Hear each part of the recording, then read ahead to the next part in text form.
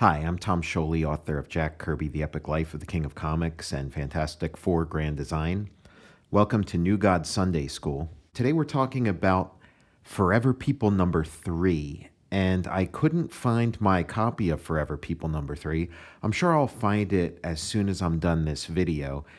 It'll just be sitting somewhere very obvious, but I'm using this copy of the Jack Kirby Forever People collection. I might as well give them a plug. It's a nice volume. They put out these volumes that I think are way overdue. It's full color trade paperbacks. There's 3 of them collecting all of New Gods in a New Gods volume, all of Mr. Miracle in a Mr. Miracle volume, and all of Jack Kirby's Forever People in a Forever People volume. It's something I've been, wanting for years. I own all of these comics in their original form, but it's nice to have something on your shelf that you can, have ready access to.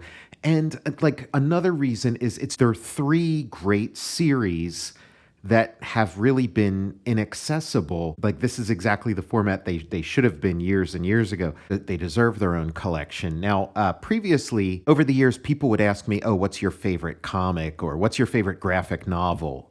Looking for a recommendation. And my answer would be, well, it's New Gods, but you're going to have a hard time tracking it down because you have to get it in back issue form, or you have to buy a very expensive multi-volume, omnibus series, which, is a very well done, like, omnibus series. But the problem with it, for sort of, casual readers, for people who aren't, incredibly steeped in this stuff, is that I'd love to be able to hand you an all-in-one volume of the New Gods, or an all-in-one volume of Mr. Miracle, or an all-in-one volume of the Forever People, but I can't.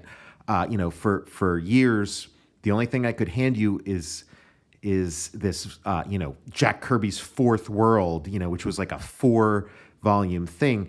And so if you get volume 1 and open it up, you'd think maybe it would start you out with New Gods number 1, or Forever People number 1, or Mr. Miracle number 1, like a good starting point. Instead, it starts you off with, the first Jack Kirby issue of Jimmy Olsen. Yes, that was the first comic in this series to hit the stands, back in the 70s. But it's a really weird starting point for somebody in the modern day.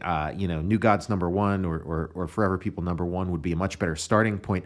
So you would get that Fourth World Volume 1, and you would have to read like 7 Jimmy Olsen stories in a row before you'd get to, there came a day when the old gods died and the new gods were born. You have to read 7 weird Jimmy Olsen comics before you get to the beginning of the New Gods or the beginning of the Forever People. So I had to wait until, they created these volumes. Now, somebody asked me, oh, what's your favorite comic? You got any recommendations? I'll be like, go out and get Jack Kirby's New Gods.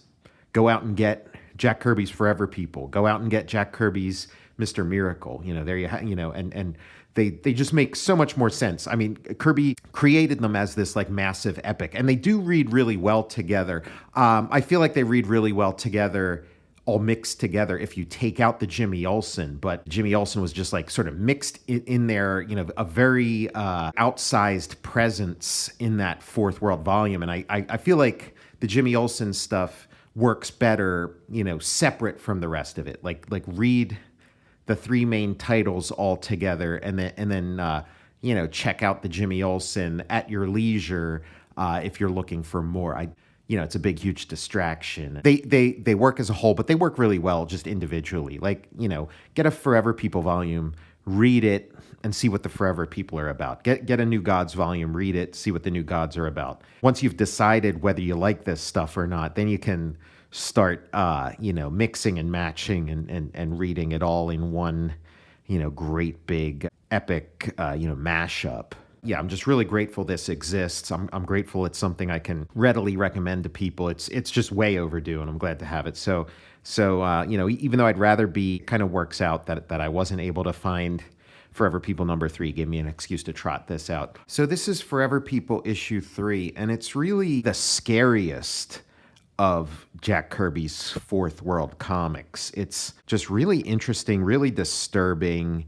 The sort of the closest to sort of a horror. It kind of outlines the stakes, like what's at stake in this giant, war that Kirby's writing about. And this issue, it opens with a quote from Hitler, and it's just like sort of a way of Kirby letting you know what he's talking about here. He's creating this sort of, it's part of this sort of sci-fi superhero series, but he's talking about very serious themes, very urgent themes, and it's the seriousness of these themes and their urgency that make this such a scary read, an unsettling read. It's a great comic. I mean, I don't want to undersell it. It's great. It's just very, it gets under your skin. They believe, they judge, they kill. Beware of the justifiers, for their next victim may be you, or Forever People. Live by my rules or die. It's the brainchild of Glorious Godfrey. If you fear life, Godfrey will save you with anti-life. So we have this gathering of people at this event that Glorious Godfrey is holding. Yes, sir, it's the truth. Glorious Godfrey is speaking the truth. He's voicing what's in our hearts. Tell it, Godfrey. Tell us how our pride is being attacked and dragged in the dust. It's the others, Godfrey, those who don't think right. This is our world, our world. They have no right to meddle with it. And so, with this sort of Hitler quote and this gathering of sort of zombified people with a uniform facial expression among them, what Kirby's doing is in this issue is he's sort of telling a story of, what if fascism came to America? What if, sort of like a new Hitler was trying to take root in America, and what might that look like? And again, it's going through the filter of his sort of, cosmic superhero series, but he's handling like very serious themes. Just sort of the form that it takes, it kind of hits close to home, and it's pretty frightening. And Kirby's drawing on, his own lived experience. He, fought in World War II. He fought Nazis hand to hand. He had confrontations with, members of the American Nazi Party before he, went off to Europe for the war.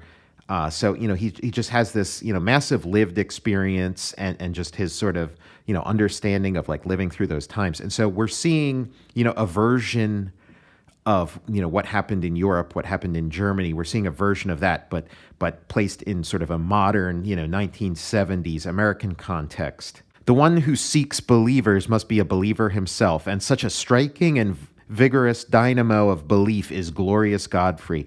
In a troubled, fearful world, he faces his audience with his truth and fire, which is magnified by an awe-inspiring setting. And I mean, Kirby's observations in this comic, like as you'll see, they're spot on. I mean, it's like he was looking into a crystal ball or something. I hear you, right thinkers. You're shouting anti-life, the positive belief. Listen as the great organ catches your words and finds the wonderful music in them. And what am I, Glorious Godfrey, but another poor instrument that vibrates to your message? And I say, come to me, and I shall give you the power to wield death.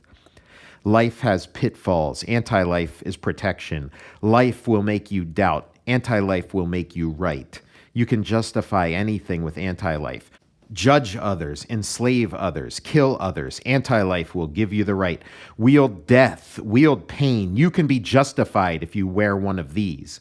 Basically this idea that when someone starts putting on a costume or a uniform, it justifies, just all of this like sort of anger and violence that's inside of them, and act on these sort of primitive drives, and that there's always going to be people like Glorious Godfrey who will encourage that and seek to profit on it. From what I understand, and I think this comes from Mark Evanier. He said that Jack Kirby, he modeled the character of Glorious Godfrey on two people. He sort of, merged these two together and created this character, and that one of them was Arthur Godfrey. And, obviously Glorious Godfrey, Arthur Godfrey. And Arthur Godfrey was sort of this radio personality who, would sell cigars and things. He'd do like cigar commercials. He had like a radio show and he'd advertise cigars and things. I remember hearing some some Arthur Godfrey radio show thing on like one of these like old cassette tapes that had like old radio shows on it. And he was singing about cigars. He was singing about Primo cigars. I think it's only a Primo cigar. La la la la la la la la la la la. Oh, what a time, but a 3 for a dime. It's only a Primo cigar. Something like that. And old-timey radio guy, it had come out, and maybe it had come out in like the 60s or 70s, that this like very popular, very famous radio guy from like, I don't know, the 20s or 30s or whatever, that he was like an anti-Semite, like behind the scenes. So when Kirby's creating his sort of,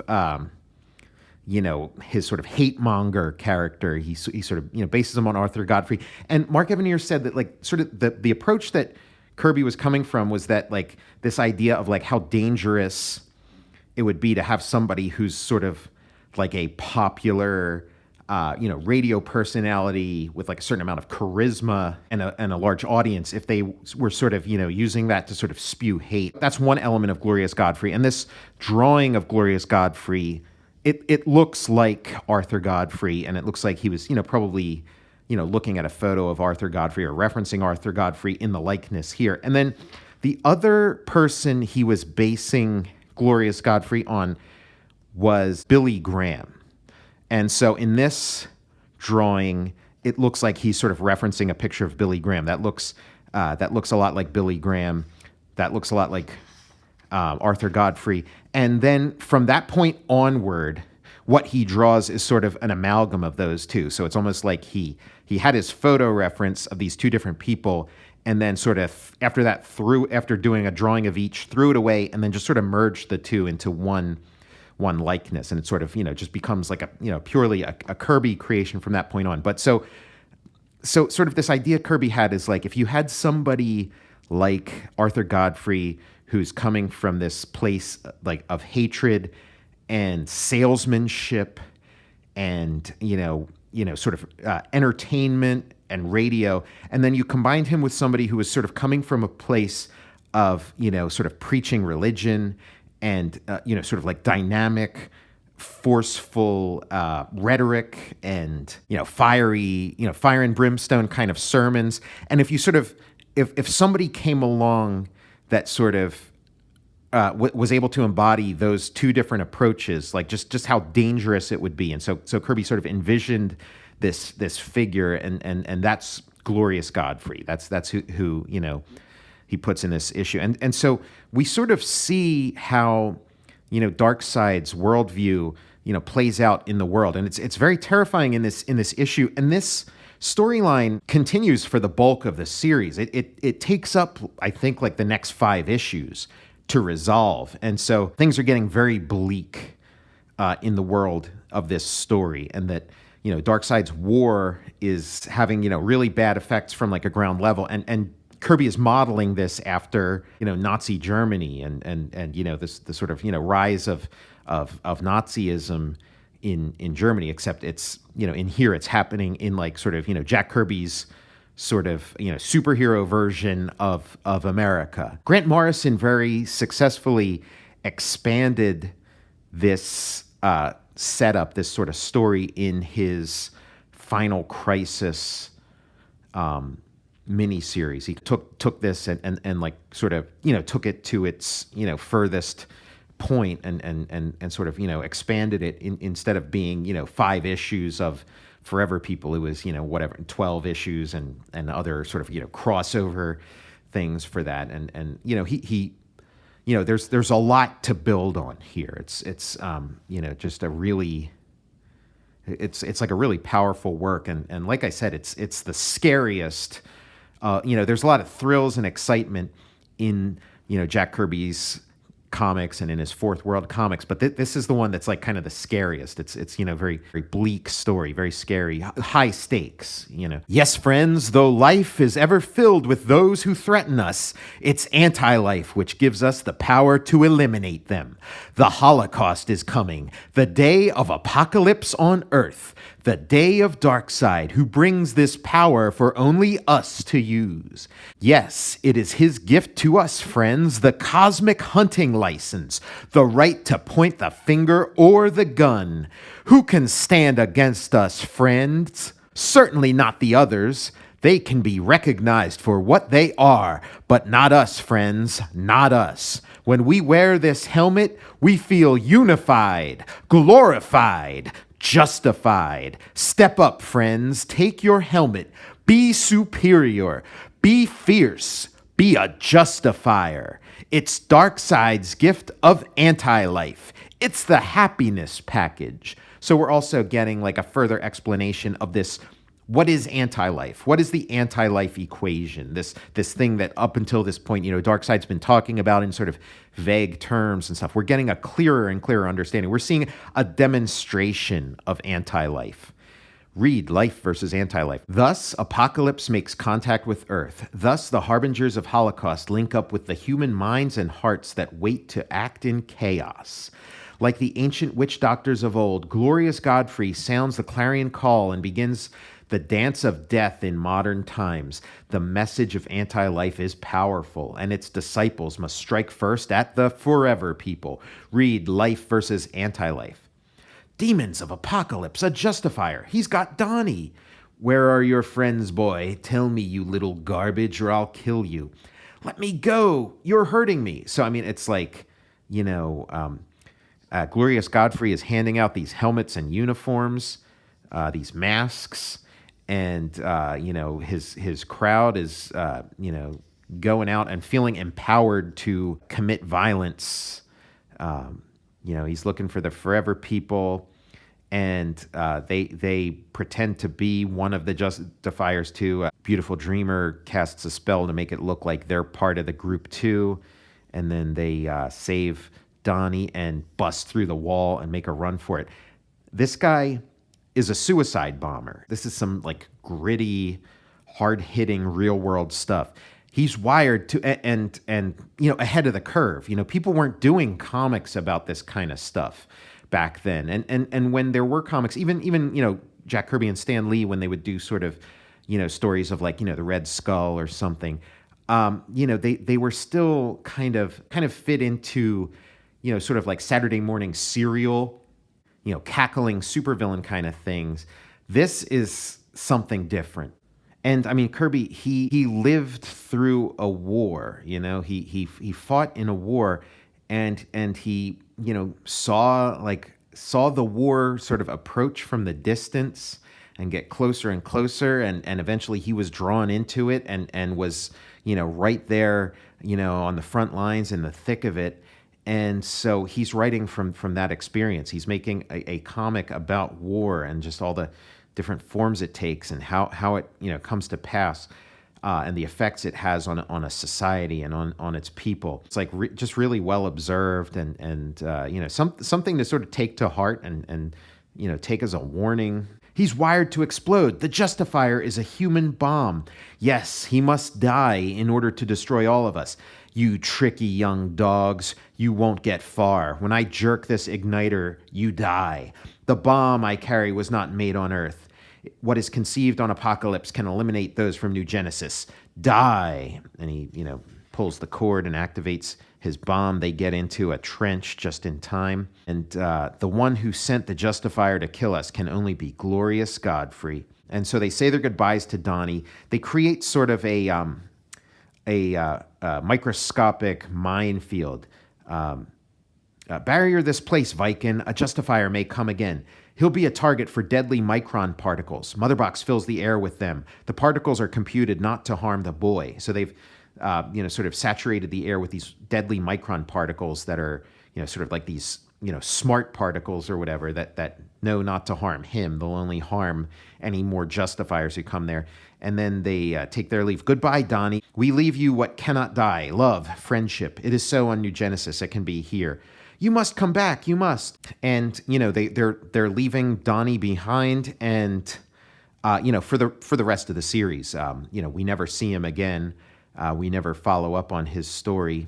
Who knows if the series had gone on longer? It got canceled after 11 issues, and there were only really a handful of revivals compared to other comics of the era. Just sort of in the sort of old school superhero comics fandom, this series is considered something of a joke. Like it's really, like a punchline or something. It's, that, oh, this is, just some shitty comic that Jack Kirby did. And it's proof that, Jack Kirby couldn't do shit without Stan Lee. That was sort of for many years, the dismissal of this series and perhaps persists to this day. But I mean, to me, this is, this is one of my favorite comics ever, this series. And I think one of the great achievements of the comic book medium.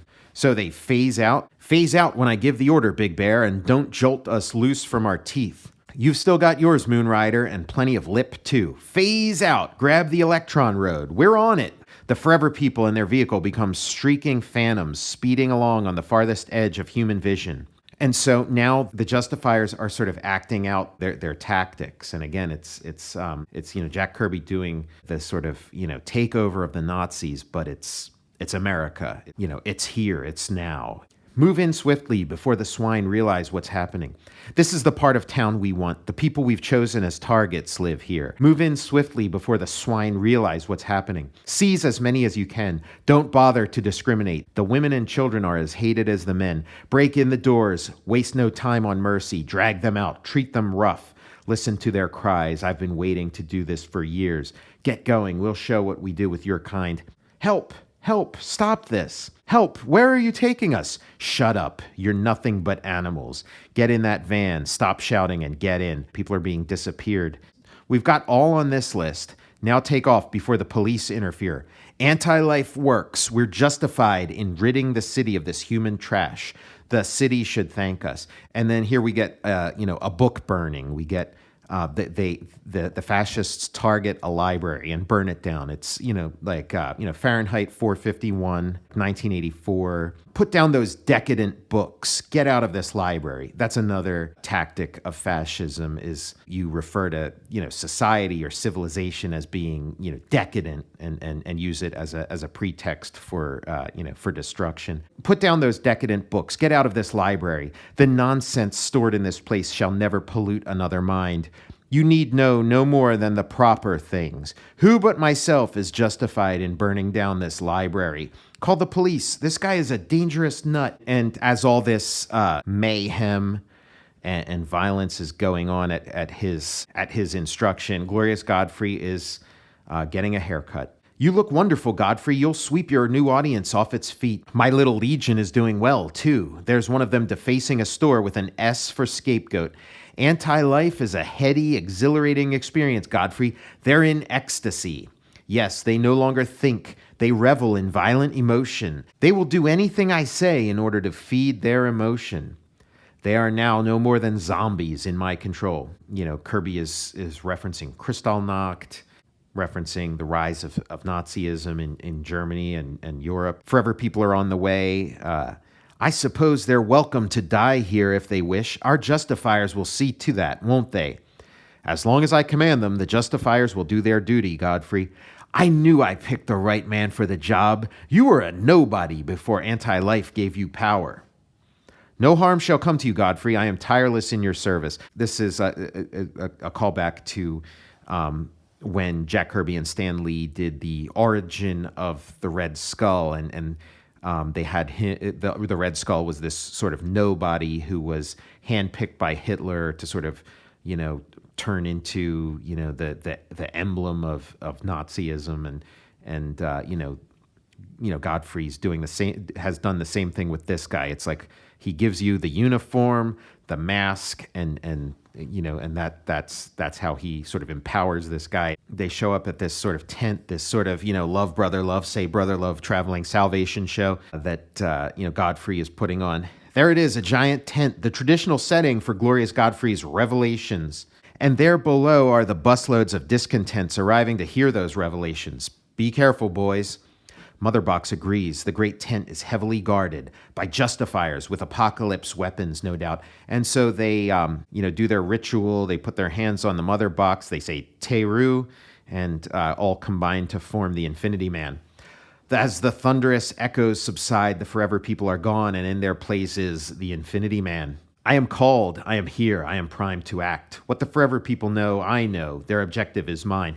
I always liked this composition here, and when I was in college, I did a triptych painting where I sort of, appropriated this this image, and it hung on my wall for a long time. I don't have it hanging up anymore, but this is making me want to sort of pull it out of storage. And then the Infinity Man phases. He makes himself immaterial and phases into the ground and walks through the ground underneath all these guys.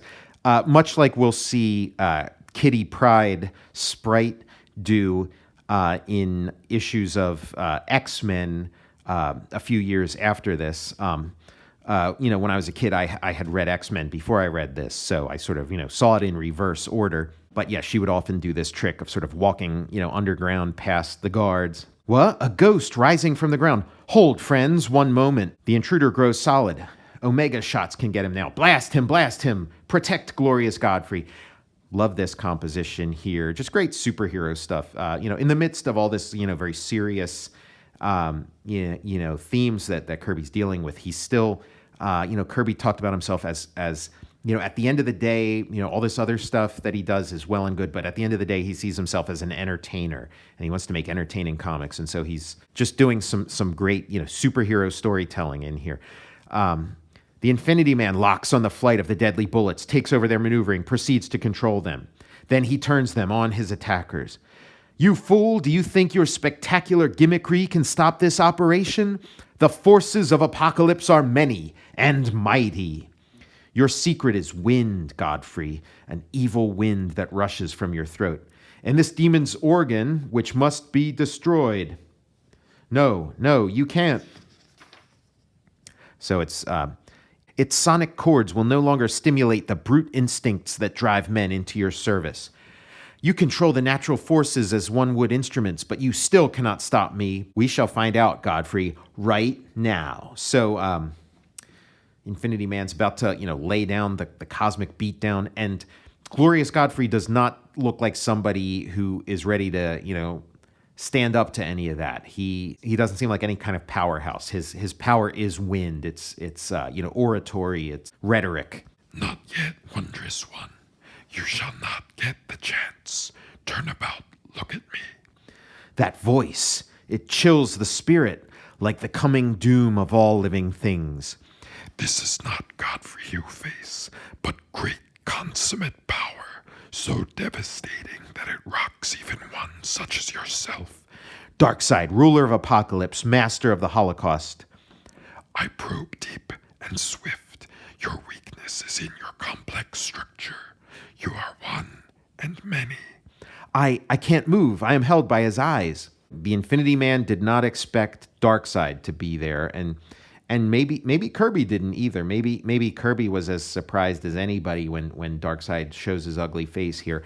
I always liked this eye beams going from one set of eyes to the other. I used that in Satan's Soldier when sort of two super beings are fighting each other, and they're each staring into each other's eyes, zapping their lasers into each other's eyes. I break this strange fusion of beings. I thrust you back beyond the finite. No, I cannot hold my presence here. I gave you no chance to fight back. I struck with the full force of my probe. Fade, vanish, leave your space for the return of those who are linked with you. Welcome back. The young of New Genesis will be easier to deal with. Darkseid, do your worst. We're not afraid. And Darkseid has dissolved the Infinity Man into his constituent elements, the Forever People, and has sort of banished him out of the comic. He doesn't show up for the rest of the series, not until the final issue, issue 11. Infinity Man, this very interesting, this enigmatic character, gone. It's a real moment, like you really do feel it, and you feel his absence as the series goes on. Darkseid, do your worst. We're not afraid. Of course not. It would pain me deeply to deal harshly with you. That is why I keep such as Desaad at my side. I don't mind playing games in the slightest. Here, try this toy. Fun, isn't it? And so then he knocks them out, but he noted, ha ha ha, they yelped loudly before they collapsed. My nerve beams inspire such reactions. When I read these comics, in my mind, I just naturally hear the voices of the voice actors from the Super Friends cartoon. I hear, Rene Auberjonois as Desaad. I hear Frank Welker as Darkseid, which is, when I speak in Darkseid's voice, I'm doing the Frank Welker Darkseid voice. That was my introduction to these characters, at a very early age, and sort of made me susceptible to, becoming a huge fan of these comics later in life. So they're loaded up. We're taking them where we took the others, to the camp of the damned. It is not the first of its kind seen on Earth, but Desaad is the master of this one. Even as justifiers make a mockery of life, Desaad plays with death as if it were a fine art.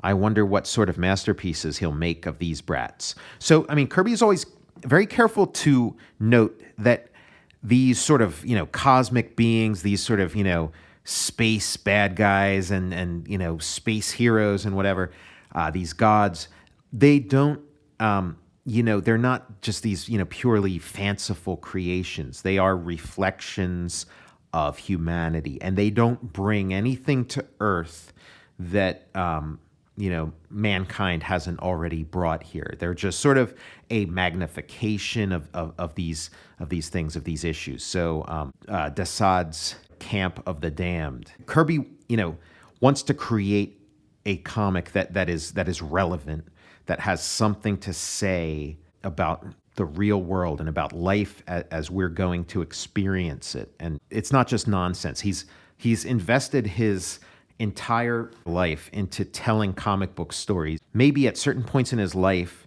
he was just sort of filling the time, doing a job, telling, entertaining stories just purely for the sake of entertainment. But he's done with that.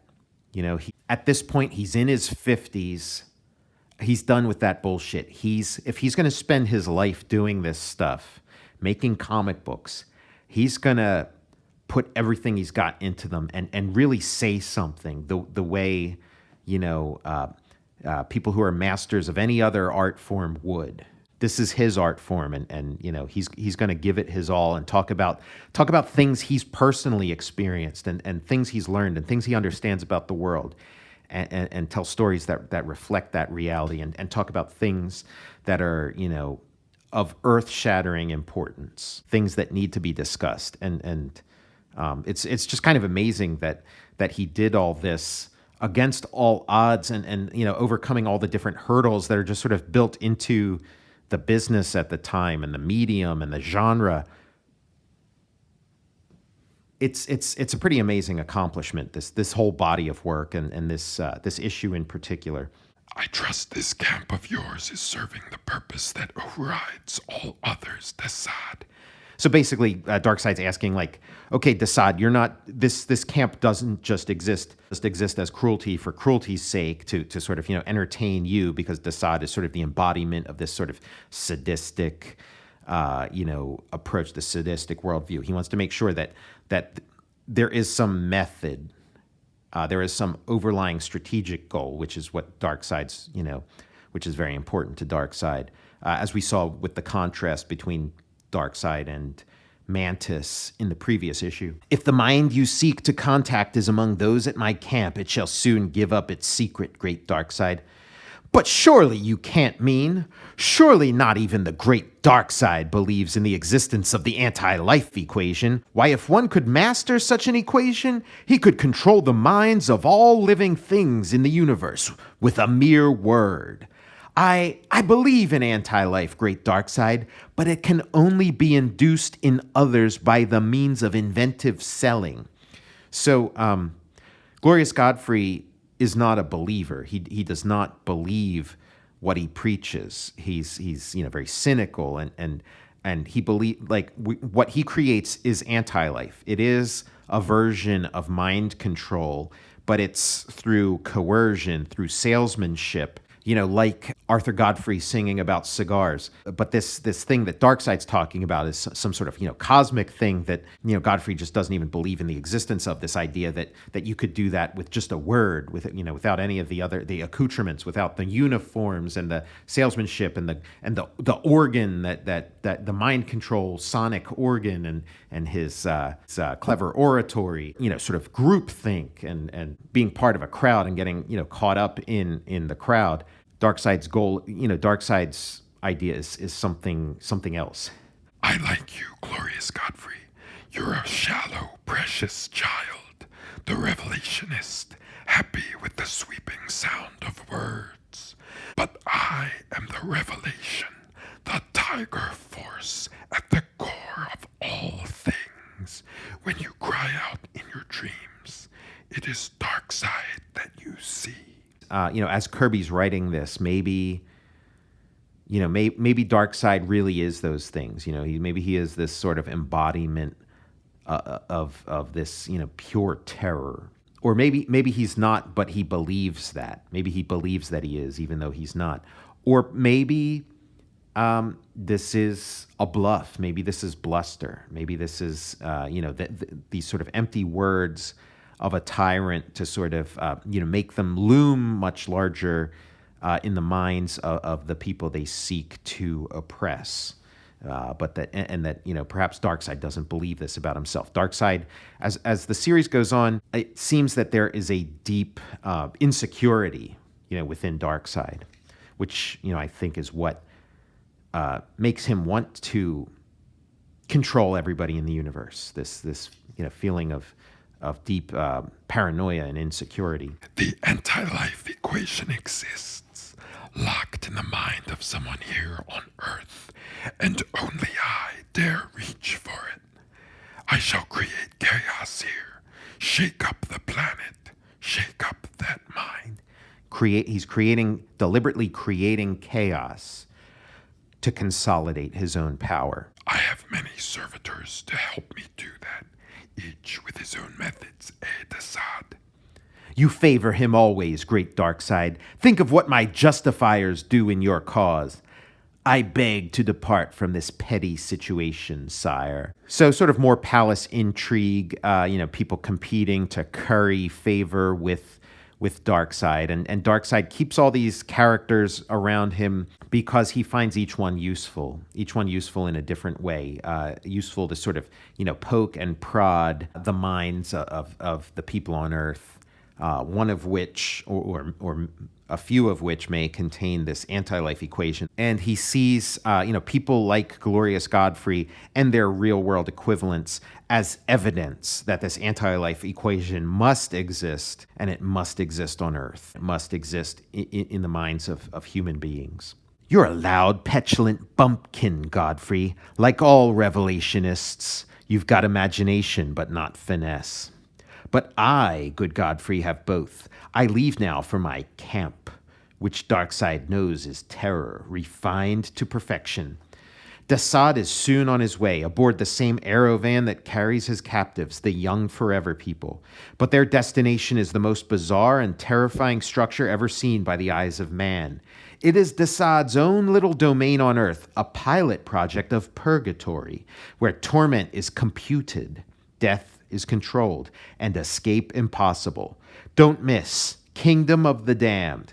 And yeah, when you see, the form that Desaad's camp takes in the next issue, in issue 4 of the Forever People, it'll blow your mind.